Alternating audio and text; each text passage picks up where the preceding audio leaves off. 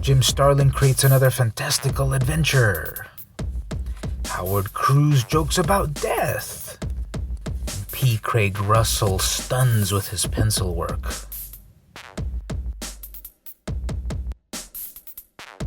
Shout out to the patrons who support the channel. Head on over to patreon.com/vmcampos and pledge for $3.33 a month. What a deal.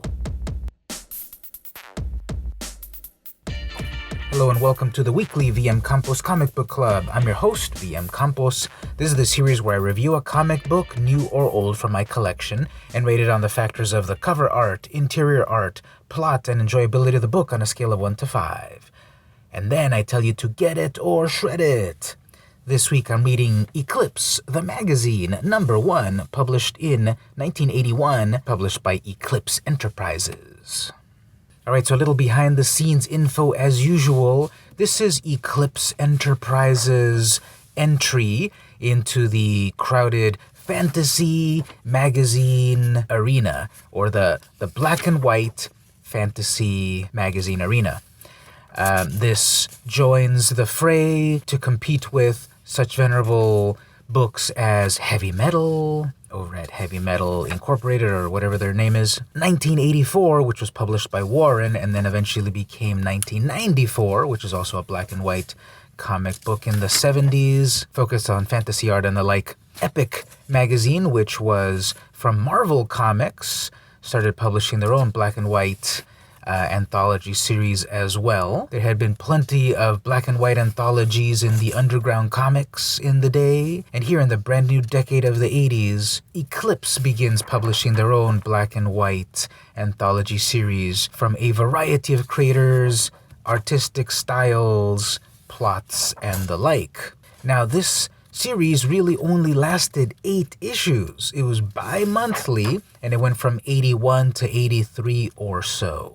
It starts off with a very high-minded editorial at the beginning, and the series really didn't last until 83 or so. Eclipse went on until the 90s, the early to mid-90s, but this magazine was a blip in time in the early 80s. But that's a little bit of information about Eclipse, the magazine, published by Eclipse, the comics company.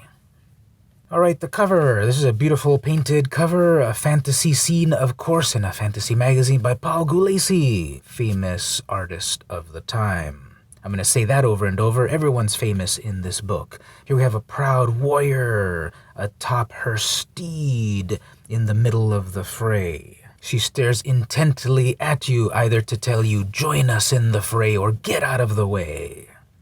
This beautiful green sky, green and black sky, is extremely eye-catching. I love the colors there. The lower half is a little bit busier in terms also of colors. A lot of the skin tones and the stone and such is a little too similar in color. The main character, the warrior herself, I think she should have also been featured a little bit more, because we've also got this distracting element of this white horse. There's a lot to love about this cover, but then there's like little details that just kind of ding it here and there. Also, the magazine, it's really, the magazine title feels a little bit weird off to the right aligned over here. That's very odd. Usually you'd want it in the center or at the left. At the left we have the names of some of the creators. Now, this kind of looks like silver ink, and it's not. It's just, I guess, silver color, but not really shiny or anything. And the names of the creators are very hard to read against that dark background. And this is something that plagues graphic designers from time immemorial, that when you put text on a background that fights with it, it's hard to read. So if you didn't even notice that there, this the logo of the magazine being off-center, there's another kind of weird aspect. But the anatomy of the character looks amazing. Hey, I just noticed she's got a gun, but it's kind of like a warrior, so it's a mixture of genres of the ages of war, I suppose.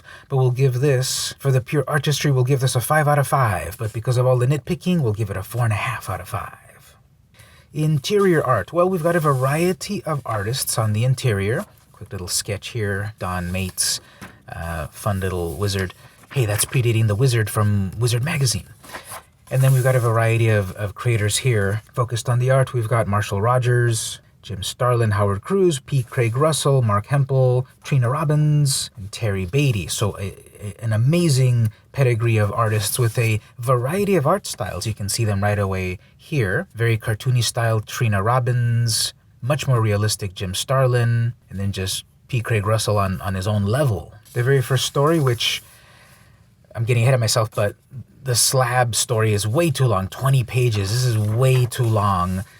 Visually, I really like this first story, Slab. It's just a feast to behold, a feast for the eyes. Story-wise, I kind of hated it. I'll cover that later. But the Marshall Rogers art, it's so good. It's very creative. Lots of panel layouts, lots of just visual interest in every single panel. Perfectly composed, pen and ink. That explosion is amazing. This old guy over here, criminal guy over here also looks great. Yeah, just this story's art is tremendous. And I'm going to say that basically for every single story. One thing. So Klansbahn the Foozle really stands out as incongruous in this art where everything is very realistic. Then we have this extremely cartoony bird or a foozle.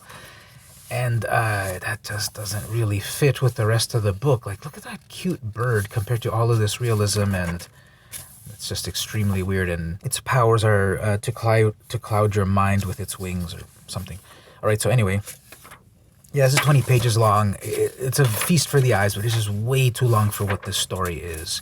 Moving on, we got Jim Starlin, who of course worked with many of the Marvel superhero cosmic things. You might recognize the devil here with an amazing afro like the Magus had back in the Adam Warlock series in the late 70s. And we've got these vertical panels that are just focused on realism and surrealism. And hey, that looks kind of like squint, and that looks like Thanos makes an appearance, but it's not. It's the devil. A lot of imagery here, Dutch angle and such. Yeah, Jim Starlin, amazing. That looks like a classical painting. I can't put my finger on it, but it's on the tip of my tongue. That looks like a painting of antiquity. Then we move on. Comparatively, a culture shock here, very cartoony art by Howard Cruz. This, I would say, is like the art that I aspire to myself, to create realistic but cartoony, believable characters that have a life to them that I really enjoy. So it's kind of interesting to see the change of pace from the previous realistic art to this much more cartoony art. But that's what you get with this type of a magazine, just a variety of art. Then again, we switch over to super hyper realistic, and this is all pencil according to the editorial. This is just pencils. There's no ink here. And it's to the detriment in a few places because then, you know, the scanning of it kind of lost some of the detail here and there. And on other parts, it's nice and solid and much more readable. But this is P. Craig Russell just doing an amazing wordless story here, just a visual feast again. Although some of these evil creatures are a little too cute with some like cute eyes here and there. But just amazing realism, fascinating panel layouts, lots of use of negative space. There's a page right here. That looks like classical antiquity Da Vinci sketches or classical sculpture. Just amazing stuff. I need that on a t-shirt. So yeah, every single piece of art in this book is amazing. Here, this is an interesting one. Mark Hempel's Cartoon Man. We've got a very cartoony character and a much more realistic character. And when we get to talk about the story, it's about existential dread and such. Standard panel layouts here. Kind of simple-ish backgrounds. Great expression on that. Hey, did that predate the Steven Universe attire? There's an amazing ending. It's already spoiled there for you. But yeah, some more art. Very thick brush strokes with a variety of line weights, where we go from cartoony to more realistic to real people, kind of. A one-page, I wish this was much longer, a one-page Trina Robbins joint with her wonderful style, just a golden age style in the modern times of the 80s. That's Orson Welles, by the way. This is the only part where there's a little bit of skin shown compared to everything else, but you know, it's cute. So we can allow it. Fun use of silhouette. Yeah, very cartoony, very Sunday Funnies sort of style, golden age style. We move over to a story drawn by Terry Beatty, the introduction of Ms. Tree. And this, on par with Trina Robbins, also kind of really taps into like golden age of comics. This is a hard-bitten noir story of the introduction of Ms. Tree and Mr. Tree. They're investigators and the like. And this is just a fascinating throwback compared to the previous stories where it feels like it's old art. It feels like it's old panel layouts, feels vintage in a way, with some modern flourishes here and there. Vietnam War is mentioned. That's something way more violent that might have been in the classic books. And then the plot, which we'll get to later. And so there we're seeing a variety of artists. And then some of these ads, we got some Bernie Wrightson goodness right there. And John Pound. So yeah, the art on this is a 5 out of 5, of course. I love anthology series because you get a variety of artists. And even if there's an artist that you don't like, just turn the page and there'll be another one that you do like. So it's very easy to give the interior art of this book a 5 out of 5. The plot, on the other hand, well, we have a variety of writers to contribute to this issue. We've got Steve Englehart, Jim Starlin, Howard Cruz, P. Craig Russell, Mark Hempel, Chris Brown, and Max Allan Collins. Let's jump to the back over here for a moment, actually, where we have everyone's sort of biographies. Pause it, read it on your own. But again, these are the big names that contribute to this book. What's interesting to note is that Steve Englehart, comic book writer, is writing a full-fledged novel coming soon. I looked it up on eBay, and I kind of want to get a copy. Max Allan Collins, who was writing the Dick Tracy comics after the original creator retired. That's pretty cool. So anyway, we've got a variety of stories, a variety of plots, and I have to say right away, unfortunately, this very first one, Slab, I hate it. I'm going to give this one a 1 out of 5. I love that this world is created of some sort of futuristic world, but it's just, besides that, it's such a weird jumble, because we have this one character who's a reporter meeting with another character who's also a reporter, I guess, but then they're merely vessels that get inhabited by the real main characters, which are S329, Agent of Storbor, and Klansbon the Foozle. So this is just a holdover of like the 60s and 70s underground comics where they make up bullshit names and then they expect you to believe them. But with such a realistic story and contrasted with such a cutesy character, it just doesn't fit. Non sequitur. Maybe I'm just too square to get the joke, but I don't like. And then look at this. So the one character transforms into the other character and she's riding a bed. Is that like a joke on the Silver Surfer? I guess. And then this mild-mannered cameraman gets doused with chemicals and he becomes this monstrous brute that suddenly is killing and needs minerals and he absorbs people. Again, the art is amazing, but the story is just gibberish. It's really such a shame. Like, okay, this, funny animal character on its own would work great, but it just doesn't fit with this realistic story. And the sci-fi aspect of it, I think there's a joke going on here that I just don't get. And I'm usually more open-minded to comic stories and the like, but just this was a slog. I couldn't wait to get done with it. And it was 20 pages long. This is taking like 50% of the whole comic. Yeah, it's action and interesting panel layouts and such, but it's just, oh my god. And then at the very end here, after the misunderstanding is vaguely cleared up, you saved my life. Of course, what did you expect? Ha ha ha ha ha, what did I expect? Ha ha ha ha ha ha ha. And she's like, okay, dude.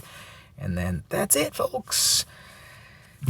We'll be back in Sundancer coming soon. Yeah, this story, I hated it. Moving on.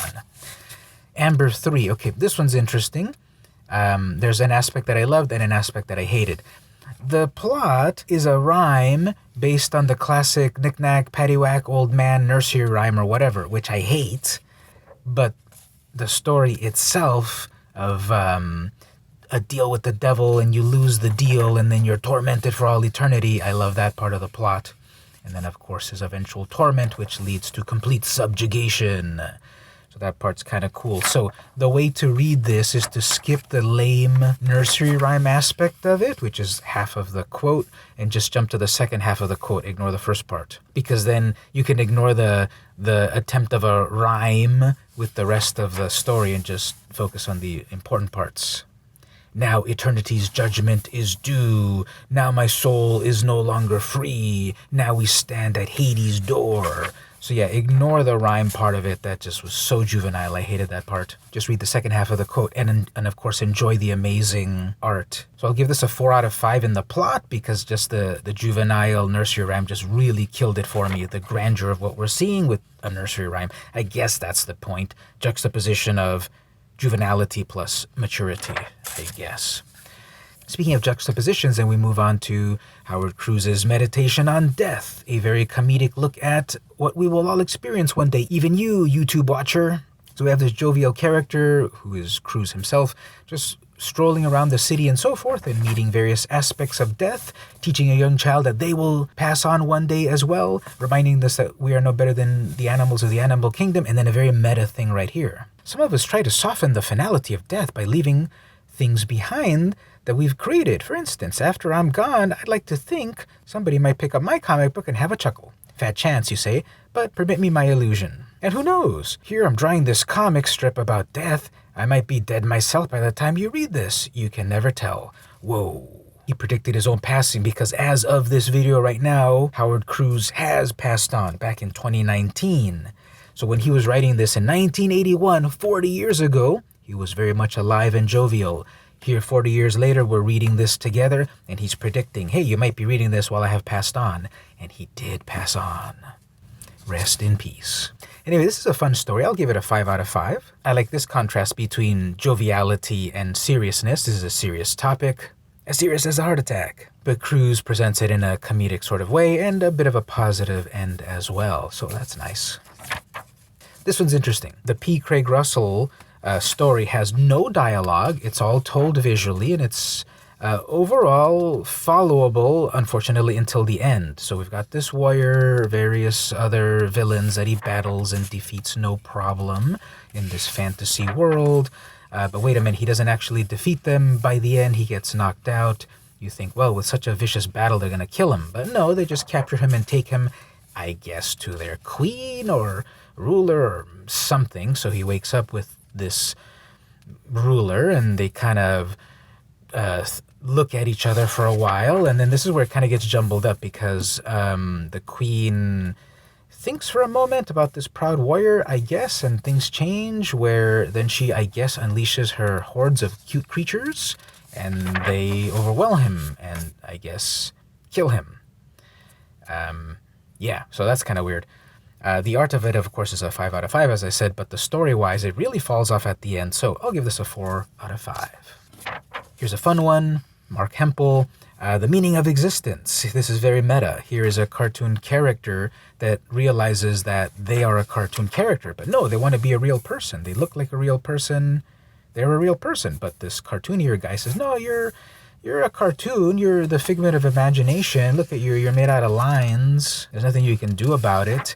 You're either an actual human that is currently reading this comic, or you're a cartoon. And then we see like a real person. Wait a minute, it's a real person. No, it's not a real person. It's dots. It's just dots on paper. That's not a real person. What are you talking about? So this existential crisis ends with, please, I'd rather not exist at all than remain a comic character forever. Hey now, I think that can be arranged, dramatic like even. And he gets erased. So this is an enjoyable story. I'll give it 4.5 out of 5. Existential crises of cartoon characters? Yeah, I'm on board for that. The one-page story. This one's kind of fun. Again, I wish it was fleshed out in more pages. This is harkening back to the golden age of the 40s radio dramas with Orson Welles as one of the characters. The main character, Crystal Set, works in this radio drama. And so it's obviously sexier than what would have been a classic comic, but the lecherous radio station owner, I don't know who he is, Mr. Manicotti, he exerts his influence upon the main character, but he's discovered in a little fun twist of fate in that they want to create the sound of an opening creaking door, so they put a microphone near a closed door, they open the door, and whoops, they uncover Manicotti's shame. He gets fired, of course. Crystal Set, on the other hand, stays on in his promised stardom. With some cheeky wordplay here. Oh, am I fired too? You? I want to make you a star. If you can take some direction and don't mind some hard work. I've just been looking for an opening. Haven't we all? Haha, pretty cheeky. So yeah, this is a pretty fun one too. I'll give this one a 5 out of 5. I wish it was a little bit longer. And I'm not sure if there's more Adventures of Crystal sets in future issues of Eclipse. Gotta look that up. And lastly, the story here, the introduction of Ms. Tree. Now, obviously, this is a play on mystery, but Ms. is pronounced Ms. So this is Ms. Tree. If they meant it to be pronounced Miss Tree, to further go on the play of mystery, that's not quite right. That's not how you pronounce that. That's Ms., not Miss. Anyway, I for an I by Max Collins and Terry Beatty. I loved this story right away. I'm going to give this right away a 5.5 out of 5.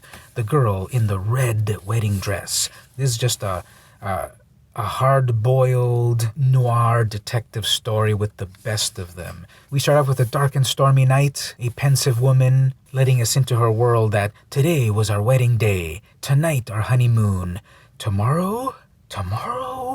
And then we flash back to perhaps happier times. A girl working in the big city at a detective agency with her mean old boss, who happens to be actually her fiancé. He's just an old-fashioned tough guy, and she's a more modern feminist woman. But they've hit it off after they met each other. When she gave him a ticket, they went on a date, and one thing led to another, and then another, and now they're inseparable. But they're quite different sides of the same coin. I thought this was very creative here. Take Vietnam, for example. We both fought it. Him on the front lines, her on the home front. And then their eventual meeting, and then she gave up the force to join his private detective agency, and how their agency grew and became more profitable and such. They hired more people, and then she became his right-hand man, basically. And that partnership blossoms into full marriage. So storybook wedding and so forth at a little chapel. We're at the honeymoon, and then we return back to where the story started. Why is this woman in her red wedding dress, pensive in the pouring rain? Because now she must solve the mystery of the murder of her husband. To be continued. I loved this one. This was the best story in the whole book. This is the one that I wanted to be 20 pages, not slab. As I did a bit of research, this goes on to 3 issues in total in Eclipse, and then Ms. Tree gets her very own comic at Eclipse for like 9 issues, moves over to Aardvark Vanaheim, moves over to Renegade Press, moves over to DC Comics. This character's got kind of a lot of staying power, and I kind of knew about her a little bit, but it's really cool to pick up her first appearance here on Eclipse #1. And there you go. So the various plots from a variety of creators with a variety of ratings.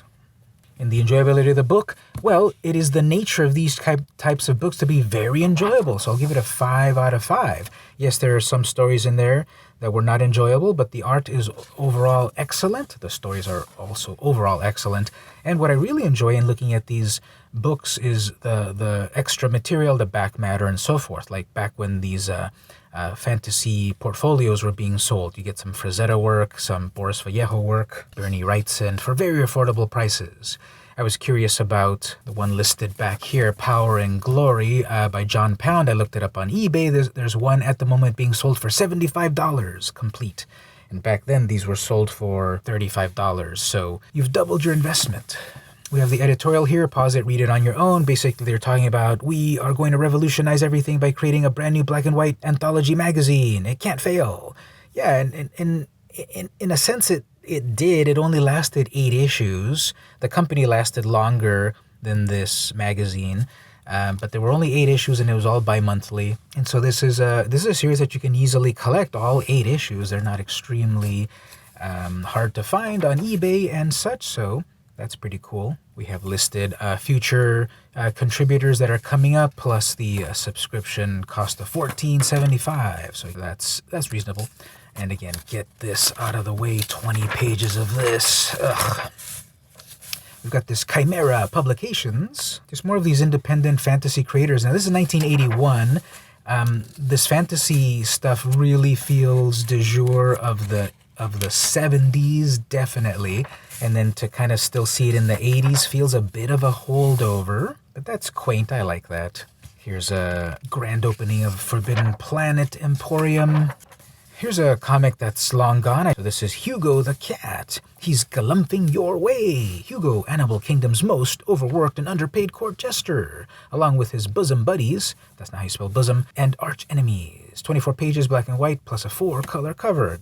125. And I kind of like the style of this art. It's the classic, Walter Lantz style, Woody Woodpecker style, I'd say. I like that. Here's some other book that I never really heard about, Media Showcase. It's issues 6 and 7. This one focuses on Popeye. So it seems to be like a fanzine. 250, issue 6 and 7 in April and May 1981.